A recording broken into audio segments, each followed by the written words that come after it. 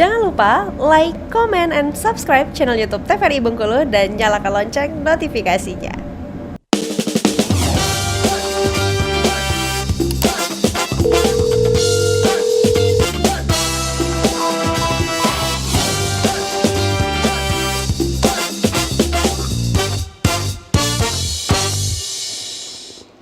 Pemirsa, Anda kembali menyaksikan Dokter Kito bersama Kito Sehat edisi hari ini dengan tema adiksi, konseling, rehabilitasi. Dan tentunya kita masih bersama kedua dokter cantik, Dokter Putri dan juga Dokter Bella. Masya Allah dokter. Kita langsung lanjutkan tadi dokter, berarti sebenarnya kalau aktivitasnya adalah aktivitas yang normal terhadap hal-hal yang biasa dilakukan orang dan dampaknya tidak negatif, sebenarnya tidak jadi masalah ya dokter. Betul. Dengan kadar yang pas, tidak berlebihan Iya, dokter ya. benar-benar. Kecuali sudah sampai kepada hal-hal yang merugikan orang lain ataupun merugikan dirinya sendiri. Ya, betul. Oke, dokter. Oke. Bisa langsung misalnya dokter. Oke, jadi kita tadi ngomongin gimana sih orang tuh bisa mengalami kecanduan atau adiksi ya. Terus kita bandingkan dengan hal-hal yang kita suka kayak makanan atau musik yang memang secara naluriah dopamin itu tadi keluar untuk memberikan rasa excitement, rasa sukacita. Nah, kita ngomongin yang nggak normalnya nih, yaitu misal seseorang yang mengkonsumsi obat-obatan jenis kokain, contohnya ya. Jadi di gambar ini ada gambar dopamin atau dopamin itu hormon ya. Dia jumlahnya normal di celah sinaps itu dia normal. Ini ketika kita kalau poso ini makan ayam bakar ceritanya. Kalau aku makan bakso, dopaminnya segini. Masih bisa kita hitung ya jumlahnya. Beda dengan orang atau pasien yang mengkonsumsi obat-obatan terlarang. Salah satu contohnya adalah kokain. Ini dia memberikan jumlah dopamin yang sangat banyak. Jadi ada istilahnya tuh exaggerated. Dopaminnya banjir di sini. Banyak sekali yang warna oranye-oranye ini loh. Nah, ini banyak sekali kan? Banyak sekali. Nah, kalau sesuatu itu berlebihan, otak itu juga pintar ya. Kalau sesuatu itu berlebihan, dia akan men-stop atau mengurangi jumlah supaya jangan sampai berlebihan. Nah, sehingga respon otak itu akan mengurangi reseptornya atau transporternya. Transporter itu kayak kendaraan yang bawa si dopamin. Kalau nggak ada kendaraannya kan artinya dopamin nggak jalan tuh, ya nggak berfungsi untuk menimbulkan excitement tadi. Nah, jadi ketika transportnya itu dikurangin, jadi orang untuk mendapatkan rasa senang yang sama, dia harus meningkatkan dosisnya. Begitu. Kalau kita kan dopamin yang di makanan, yang kita makan makanan yang kita suka, dopaminnya itu kan normal, dikeluarkan dengan jumlah yang normal, sehingga kalau kita mau lagi porsinya akan sama saja, tidak kita tambah. Kita tidak kecanduan dalam artian kita harus makan 2 porsi untuk menimbulkan rasa senang. Itu enggak. Tetap satu porsi. Tapi kalau misalnya obat-obatan, contohnya kokain ini, misalnya hari ini dia konsumsinya sedikit, tapi nanti bulan depan untuk menimbulkan rasa senang yang sama, dia butuh dosis yang lebih banyak lagi.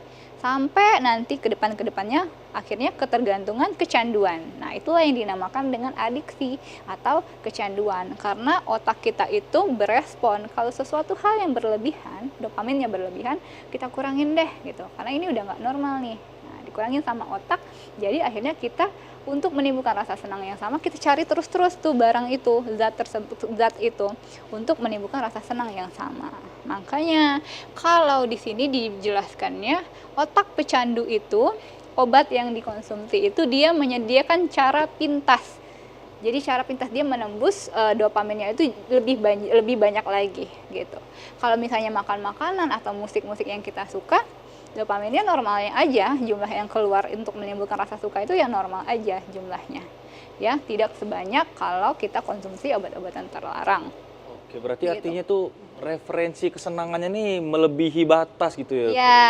Dengan aktivitas-aktivitas normal, kesenangan-kesenangan normal yang dilakukan oleh orang lain tuh nggak bisa sampai ada di titik itu Ya, ya dokter betul. ya. Sehingga kalau mau diturunkan kadarnya lagi dengan makanan tadi seperti dan mendengarkan musik, tidak akan mencapai tingkat kesenangan yang Iya. sama ya dokter ya? Berarti? Iya, jadi begini, otak kita itu kan punya banyak komponen. Salah satunya komponennya itu ada yang namanya hipokampus dan amigdala. Nah, ini tuh yang memberikan kita rasa emosi terhadap sesuatu hal yang kita suka atau kita nggak suka. Ini nih yang berfungsi untuk memberikan atau menyisipkan rasa emosi tersebut. Jadi ini yang bikin kita ingat makanan yang kita suka apa, minuman yang kita suka apa, memori yang kita suka apa. Makanya kita kalau terhadap sesuatu hal yang kita suka, momen, peristiwa, itu kita susah untuk lupanya. Karena ada komponen di otak kita yang berusaha untuk merekam memori tersebut.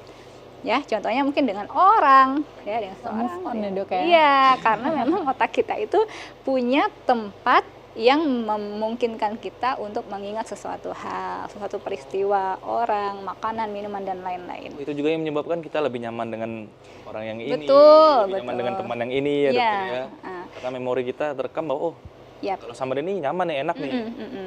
Itu memang ada otak yang berfungsi atau meregulasi rasa tersebut. Nah, kalau yang minum obat-obatan terlarang tadi itu tadi dia ada cara pintas, dia tuh mengeluarkan hormon dopamin yang berlebihan sehingga otak kita mengurangi transporter dopamin. Jadi kalau kita ingin menimbulkan rasa senang yang sama terhadap zat tersebut, kita harus cari atau konsumsi obat tersebut lebih-lebih lagi dari dosis yang sebelumnya. Begitu.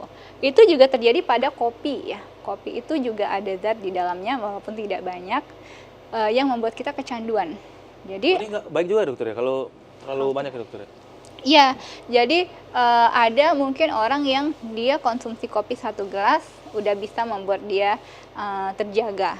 Tapi lama-kelamaan karena kebiasaan atau ketergantungan terhadap kopi tersebut, akhirnya nanti setahun atau berapa tahun ke depan dia udah nggak cukup lagi 1 gelas, butuh 2 gelas untuk butuh terjaga, butuh 3 gelas untuk bisa begadang, begitu ya, karena itu tadi dia menerobos jalan pintas tadi, dopaminnya berlebihan dikeluarkannya, begitu ya, secara sederhananya. Kalau secara sebenarnya ini kompleks, untuk penjelasannya itu lebih kompleks, cuman secara singkat seperti itu ya. Tapi nggak separah kokain kan dok? Ya, enggak. Ngeri nih dok kalau setara kan minum kopi sama Nah, pakai enggak, kokain. beda zat. Beda ya dokter ya? Ya, beda zat terkandung di dalamnya tuh beda. Nah, akhirnya makanya kita bilang ada hal-hal yang boleh kita coba, ada yang enggak. Si zat obat-obatan terlarang atau pornografi atau judi online atau game online itu masuk ke dalam hal-hal yang kita jangan coba-coba. Karena tahapannya seperti ini. Tahapannya adalah yang pertama eksperimental. Ini tahapan adiksi ya, tahapan supaya bagaimana seseorang mencapai adiksi. Yang pertama itu eksperimental. Orang coba-coba dulu. Oke. Dimulai dari tahapan coba-coba ya dokter, Iya. karena penasaran, segala Iya, macam, benar. tidak tahu rasanya seperti apa. Oh pengen coba. Itu pintu gerbang awalnya Itu dokter. gerbang awalnya adalah rasa ingin tahu. Atau ya. ikut-ikutan ya, Dok? Iya, ya, benar biasanya. sekali. Ikut-ikutan Ikut-ikutan temennya teman-temannya. gitu. Di lingkungan juga. Penasaran Iya. boleh, penasaran tentang ilmu pengetahuan aja lah ya dokter. Iya.